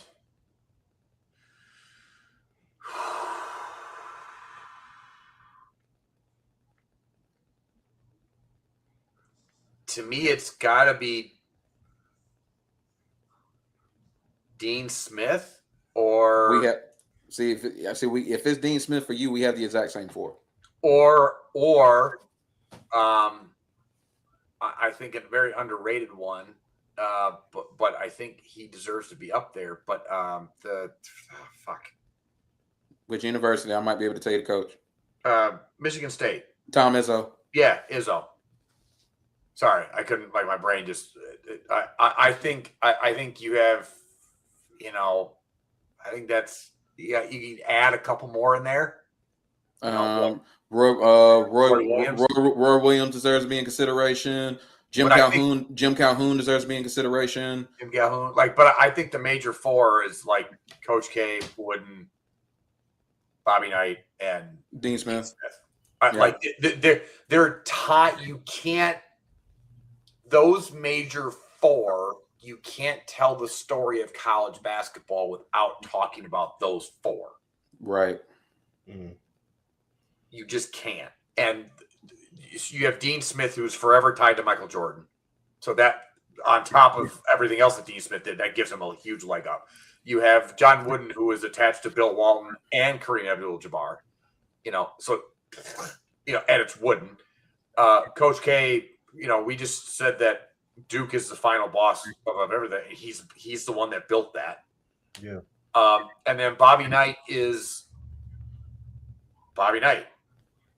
He's, from Basketball U. He is, Basketball capital of the world. Bobby Knight, so you can't. For anybody to surpass, and then like I said, on a basketball level, would Hurley be on his level? Yes. Legendary level, no. It would be so hard to replace any of those 4. I want to make a statement real quick, and I kind of want to gauge y'all on this, and I want y'all to let me know if I'm cooking on this or not. When we think about those 4, with John Wooden, Mike Krzyzewski, Bobby Knight, Dean Smith, when you think about each evolution of college basketball at the time, each coach was at the forefront of that evolution. They were each time the game evolved, you could literally say as a coach, they were the face of each evolution of basketball at the time. So not only can you not only can you write the story of college basketball, not only can you not tell the story of the game without them, I don't think another coach could really fill their shoes at the time when they were coaching, as far as helping the game, as far as it's evolving into what it is today. Yeah, the reason why college basketball is this big, what it is. So again, it's why I have a hard time, Bird, Magic, Jordan. The whole reason why the NBA is as big as it is now is because of those 3 main guys. It's hard to elevate anybody else above that because of that reason. So, it's like, when everybody goes back and forth between LeBron and Jordan, I go, well, one they call a king, the other they call a god. You just can't. It's just, to get to that level is something. It's so hard to surpass, and so, to do that is, you would Hurley would have to be essentially. He would have to go on oh my God, where's my brain with the names? He would have to go on a Saban-like run to replace. Oh, I have a better question. Okay. Let's say he does. Who's the first person you take off the list? Okay. Wooden stays, and I think Coach K stays. What are you asking now about Dan Hurley? I'm saying if Hurley goes on a Saban-like run, who is the person that you take off the Mount Rushmore first? Who does he replace? You take Bobby Knight off over Dean Smith. Mm-hmm. Because it's not going to be Coach K or Wooden. It's not going to be it's not going to be Wooden, or it's not going to be Coach K. And I feel like there's something about Dean Smith's aura at North Carolina to me that kind of like, as great as Bobby Knight was at Indiana, I don't know, man. Dean Smith was just he's tied to Michael Jordan. Yeah, exactly. He has that ultimate tie, and he beat the Fab Five. Yeah, so. Mm-hmm. Yeah, and he has that notch on his belt too. He beat the Fab Five for a national championship. He has that notch too. So I would, like if Dan Hurley just goes on this insane run where he just reels off like 5-6 titles, I think he goes. Bobby Knight drops, he goes.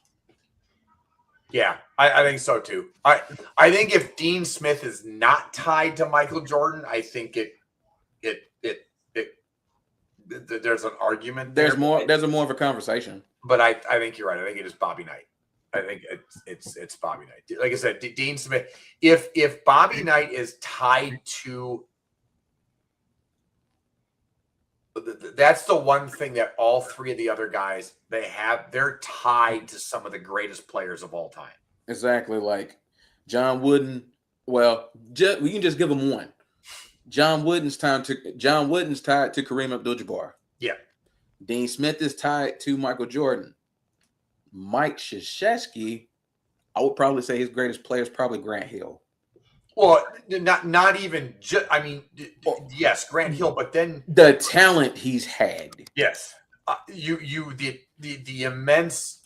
I mean, Leitner is one of the biggest pop culture sports figures ever. Like, he's arguably the greatest sports villain of all time. Mm-hmm. Exactly. Then you throw on and the crazy thing about it, Bobby Knight is tied to Isaiah Thomas. Mm-hmm. But Isaiah Thomas, in the annals of NBA history, it's not better than Kareem. It's not better than Mike.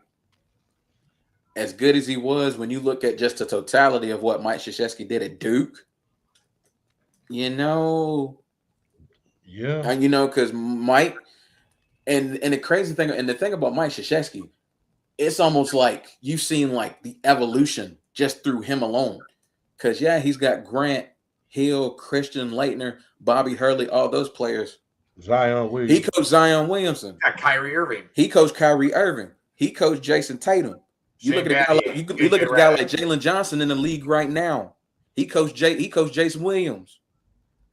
He's had a bunch. If Jason Williams doesn't get in that motorcycle accident, is he a completely different player in the NBA? We're talking about him as one of the greats. If he don't get in that motorcycle accident, he was that good. Like you don't, and to build a program, and that's the other thing too. As much as like Dean Smith and because let's face it, like UCLA doesn't have that aura about him as a basketball powerhouse anymore.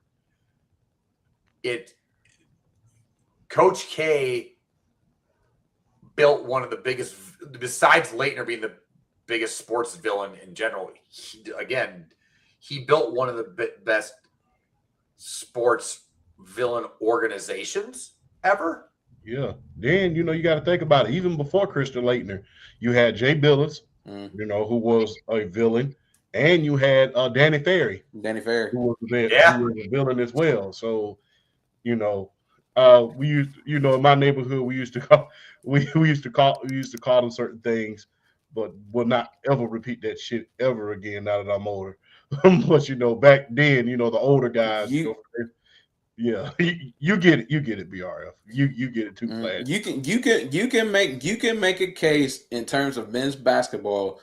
Arguably, Duke University is the greatest factory of talent we have ever seen. Yeah. A lot of the older guys back then, they used to call it WBU.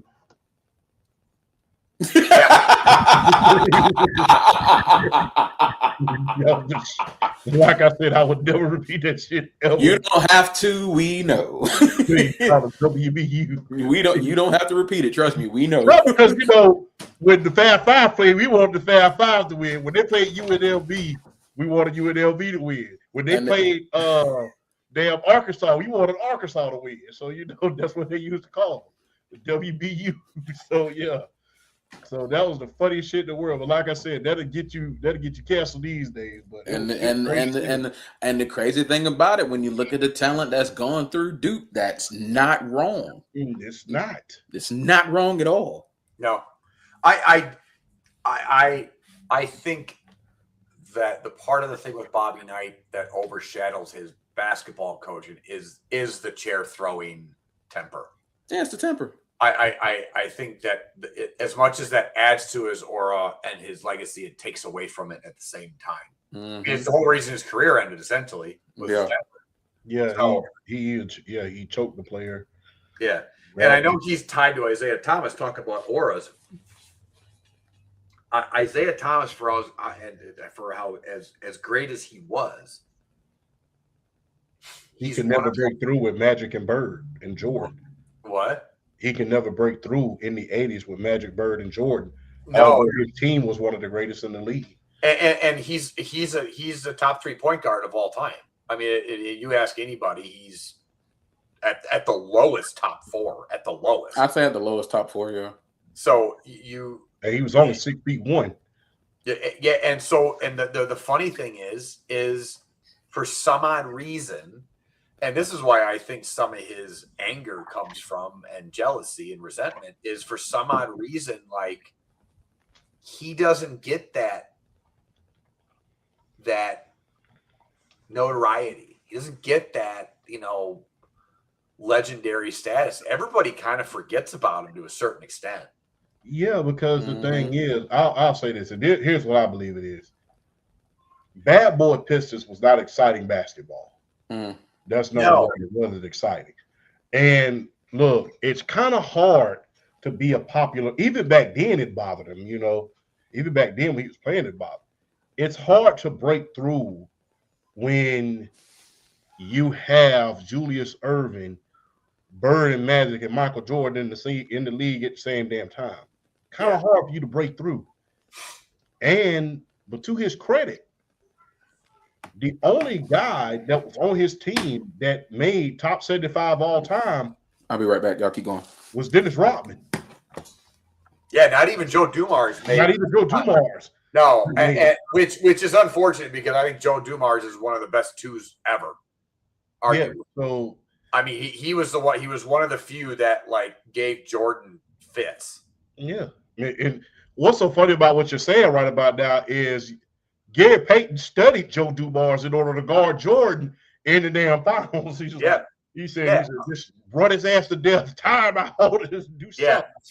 If in a different era, Joe Dumars is even more than what he already was. Like, he's another guy that everybody kind of forgets about. Joe, like that whole Pistons team, and like everybody thinks of Isaiah Thomas and of Lambeer and Rodman, and it's like, man, fucking Joe Dumars was. Yeah, Dumars, Rick Mahorn, John Sally, Ron Long. Yeah. James Edwards was on that team.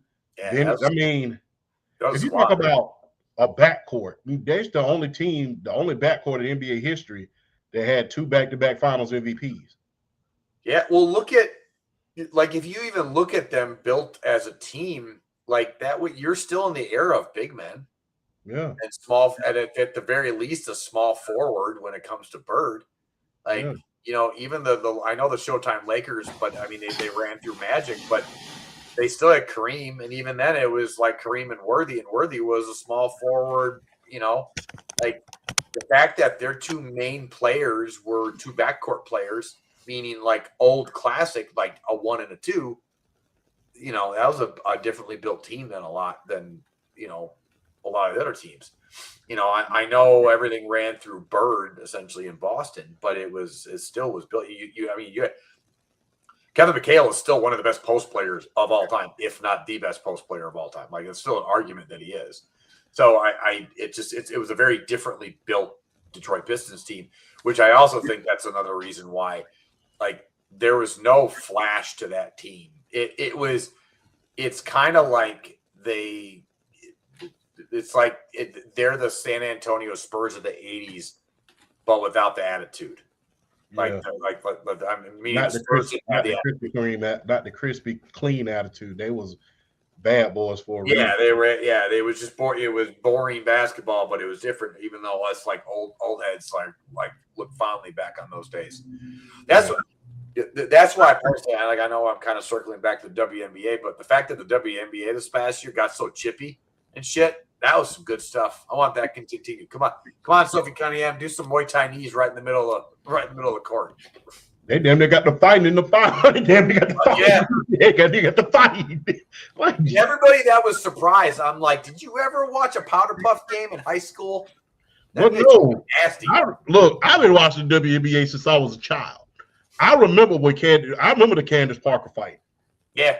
When both teams rushed the damn court, even the coaches damn they had to step in. And then Lisa Leslie, she knocked the hell out. She roundhouse punched Rick Mahorn in the back of the head. Dude, that's why every time I hear like, oh, if a woman was president, they'd never get in a war. So like, bitch, we'd be in a nuclear war in 10 seconds. I don't agree with that, but I do think you would have to tread a little more lightly in that situation. I'm over exaggerating. I know you're over exaggerating. You know what I'm saying, though. I completely feel. I completely would feel where you're coming from. Cause we ain't. One thing you would think they will learn by now with the WNBA, as far as their players are concerned, please don't underestimate them and count them out, or you will take a fist in the dome in a heartbeat. That's some. Like I said, bring it on. Like I love that. It gives that, since the NBA is not like that at all anymore. Like I love it that it's that way. Hey, I make too much, in the great words of Shannon Sharp. I make too much money now. I make too much money. That's what it is. It seriously is. You make too much. Because the risk reward isn't there anymore. Yeah. Like if you're LeBron, like I know at one point there was a topic. I know you and PSP, I don't know if you three or whatever, but there was that topic a couple months ago, like, did LeBron ruin the All-Star game? And at some point you make too much money to risk doing anything stupid in an All-Star game. Like it's like, You go back to the old Pro Bowls, and there was actually competition. But you look at it now, like, do you think Patrick Mahomes? Like, I know he's hurt now, but like, do you think like $50 million a year Patrick Mahomes is going to go out in a Pro Bowl? No, or they would never allow it because the investment is too much. Yeah, and look, you got to think about this. Back then, that was a $60,000 bonus. Back then, yeah, and that's something. Yeah, and then that's how come Jack Youngblood played with a broken leg in the Pro Bowl. Like the last Pro Bowl moment of anything that I can remember as far as like legit competition was when Sean Taylor almost turned Brian Mormon inside out. Yeah, and that was a shocker then because it was starting to turn to. It was starting to get softer then. It was starting to get softer. And then Sean Taylor's like, bro, what the hell are we doing? We're still football players. Like, you think about the 80s and the early 90s, like, you listen to players, and the whole reason why they went to the Pro Bowl was because it was a family vacation to Hawaii, too. It was free. Mm-hmm. So, like, you bring the wife and the kids or whatever, and it's a family vacation to Hawaii.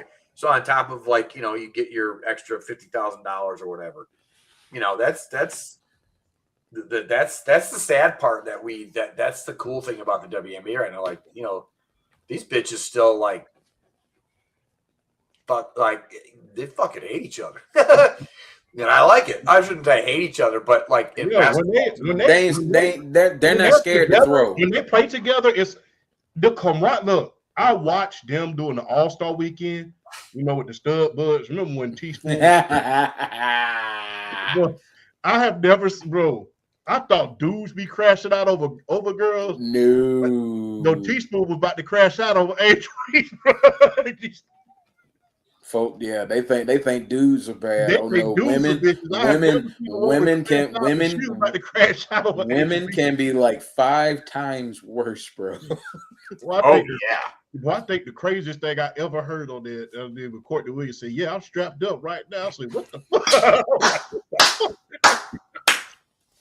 So you just walk around with shit on like that. Let me tell you something. To the WNBA, when All-Star Weekend comes back around, let them two run the weekend again. Yeah.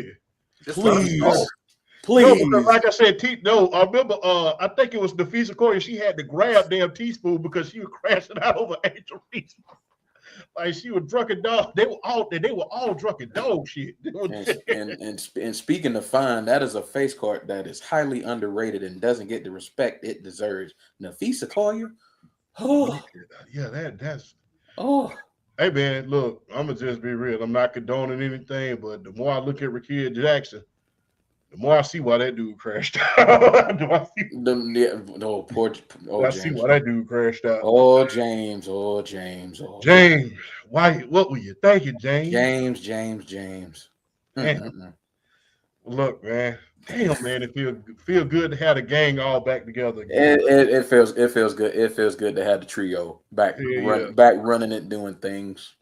Oh yeah, it feels so good. No, I'm just playing. Shout out to New Edition, man. Shout out to New Edition. I want to say one thing before we leave, man. Well, look, congratulations to Chuck Norris for becoming the new Grim Reaper. Chuck Norris didn't die. He just retired. He just retired deaf. So congratulations, Chuck Norris, on becoming the new Grim Reaper, man. He didn't die. He just completed life. Exactly. He became the final boss of life. So told life he didn't need him anymore. Yeah. So shout out to Chuck Norris. And look, man, I love Marvel. But as far as action heroes, I miss when we used to have this high definition of machismo in action movies. And I think guys like Chuck Norris, Steven Seagal, Sylvester Stallone, Arnold Schwarzenegger, and those guys personified that. I understand, like I said, having the action heroes and, the make-believe guys, but those guys were the epitome. And look, and Clint Eastwood. Yeah. Got to give a shout to Clint Eastwood. Got to give him his flowers too. Those guys were the personification of masculinity, man. And it made you want to be a bodybuilder. It made you want to get your body together. It made you want to be a martial artist. You didn't just look at it in a scope of just a make-believe hero that you couldn't be. This was actual guys that you could actually see yourself being if you worked harder at martial arts, if you worked harder at lifting weights, if you worked harder at building your body, if you worked harder on building your discipline. It was not an unobtainable goal like being a Spider-Man. Like, I'm going to see Spider-Man when it comes out, but the thing is, you could be close. You will never be Chuck Norris, but you could take some steps in order to try to be that. You can't take enough steps in order to be Spider-Man. I hated that Bruce Lee died as young as he did, because I would have loved to have seen him got an opportunity to make movies with that generation. Sylvester Stallone, Schwarzenegger, Van Damme. Bruce Lee and Jean-Claude Van Damme in a movie together. Oh my gosh. Yeah. Oh. Hey, but look, him and Jet Li. Him and Jet Li, Jackie Chan. Like, oh my god. Hey, Bruce Lee lives on in every martial arts game that we've ever thought about. Remember, look, I'm just gonna be real. We need a good like these gen consoles, like the Xbox Series, the PlayStation 5. We need a good current generation Bruce Lee game. Yeah. They need to give us one. Yeah. And look, Bruce Lee lives in every martial arts game we've ever played. Because Liu Kang, that's Bruce Lee. Martial law. Yes. Especially martial law. That's Bruce Lee. Fei Long in Street Fighter. That's Bruce Lee. That's Bruce Lee. So that's the thing. Everybody knew that Fei Long was Bruce Lee. So The worst thing they could have done, and they did it, but it's one of the coolest things, was Bruce Lee in the UFC games. Yeah. Oh. It's amazing that a man died damn near 50 years ago, and he still felt. Yeah, he still felt. That's just how much of an icon Bruce Lee was. Like without Bruce Lee, you don't have Jet Li, you don't have Jackie Chan, you don't have Jean-Claude Van Damme, you don't have like the current guys like the Scott Atkins, the guys like that. You don't have that today without Bruce Lee. You just don't. No. Not at all. Shout out to Chuck Norris. Shout out to Bruce Lee. Shout out to all the action heroes that we grew up watching. Like I stated, still one of the greatest fight scenes ever. Whether it's The Way of the Dragon or I remember it being Return of the Dragon, still one of the greatest fight scenes ever. Bruce Lee and Chuck Norris. Oh yeah, absolutely. When you're somebody that between the two of them, Chuck Norris and Bruce Lee, that you become such. I mean, I know it sounds silly, but just the memes from those two guys on top of everything, like they are so in. I guess again, they've been in pop culture for 50, 60 years, and they're just as resident with us as they are with 20-year-olds right now. So that's cool. When, like I said, when your legacy is that's hard to top. It is. Yes. And look, you're a bad Bama Jamma when Iron Man has your shirt on. Yeah. I don't think people understand this. Remember when Kareem and Bruce Lee was in the same movie? Game of Death. Yes. Yeah, Kareem had a movie career. Yeah. Him and Wilt, both him and Wilt. Him and Wilt, they both had movie careers. I mean, Wilt was in. Let's see, because Kareem did Game of Death. Kareem did Airplane. Yeah. Wilt did the Conan movies. Yep. Yeah. Mm-hmm. Him and Andre the Giant. Yep. Yeah. Man. Stuff. I never forget Arnold Schwarzenegger said that Andre the Giant picked him up like a baby and said, I'm like, damn. Arnold Schwarzenegger about 6'5", Arnold Schwarzenegger at his peak was not a small man, and Andre the Giant treated him like a rag doll. Yeah, he said, I remember Andre picked, he said, I told him I was going to pay for it. He said, no, boss, and picked me up like I was a baby. And said, I'm like, ooh, that got to make you question everything when somebody pick you up like a baby. I had a best friend a long time ago. Dude was like 6'7", like 270. And I remember, and I'm 6 feet, at the time, probably 180 or whatever. And we were out at a bar one night and I was a little tipsy. And so this is kind of similar to the Andre story, but like some guy bumped into me. I turned on like, motherfucker. My buddy Justin, his name's Justin, literally just picked me up and went, nope. You are not doing this tonight. And you're like, I realized that. And he was the most like gentle, like I never saw that dude like raise his voice, lose his temper. But I always feared like, oh God, the one dude that would just like cross the line to piss him off. Cause I used to like wrestle with that dude. You are a ragdoll. There's nothing you can do if a guy of that size gets a hold of you. Nothing. Yeah. It's crazy. Us big dudes kind of gentle giants. We don't ever just don't piss us off. Mm-hmm. We'll call. Dad used to call it implode, the implode theory. He said, well, big dudes, they get mad, they implode, then explode. It's like a slow burn. But man. Shout out to Chuck Norris, man. I mean, a lot of good movies, man. You know what? Chuck Norris, you a bad mofo. You remember the movie Top Dog? Yes. You are a bad dude when you can do a movie like that with not a German Shepherd, but a dog with a little shaggy dog, and you still be and make it work. And make it work. I never forget that warehouse fighting scene where he gave that dog that notebook and he would beat the hell out of everybody in that damn warehouse. And that dude finally got tired of his essay and snuck him from behind and hit him with a pair of pliers.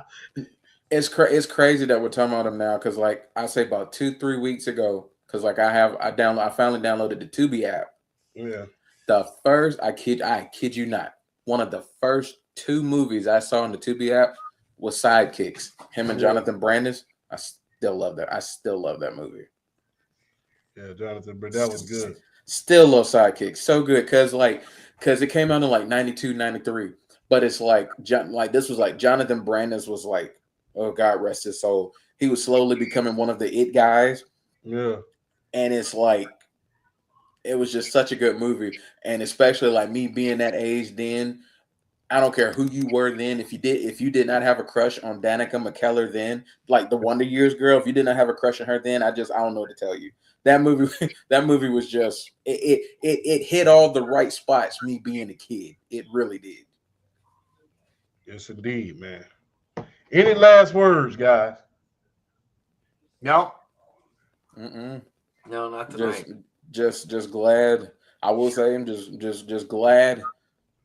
Just glad the trio was back because I know Flash been going through some illnesses, and then he's been busy. But hey, glad to have it. Glad to have us all back, doing what we do best, and act a damn fool. Yeah, 100%. Yes, indeed, man. Shout out to everybody. Shout out to Chuck Norris. Rest in peace. And look, we'll see y'all next week live on the Undisputed GOAT podcast. And I'm gonna steal your thunder, BRF. A topic not thought about is a topic not talked about. Y'all heard the brother. Right? Y'all heard the brother. Yes, indeed. Holla at a player when they see me in the streets.